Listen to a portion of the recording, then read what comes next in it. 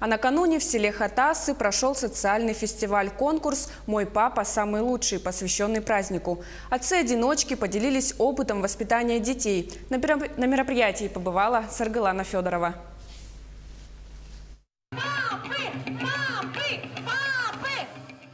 Приготовить самое вкусное блюдо.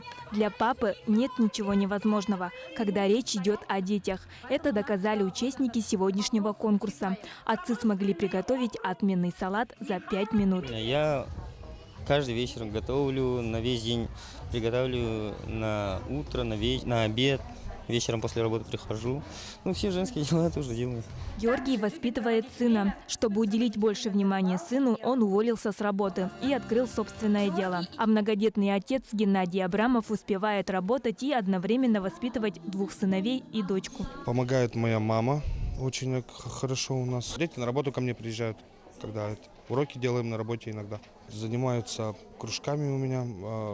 Средний сын по волейболу хорошо у меня призовые места занимает. Дочка по хореографии, борьбой занимаются дети. В Якутии около 800 отцов воспитывают детей в одиночку. В федеральном законодательстве не закреплено понятие «отец-одиночка». Поэтому для таких отцов нет мер социальной поддержки. Для консолидации одиноких пап в республике 2-й год работает организация «Отцы-одиночки». На сегодня самая распространенная проблема отцов-одиночек – земельные вопросы и жилье. Много у нас было круглых столов с министерствами. Мы хотим хоть организовать им получение участков.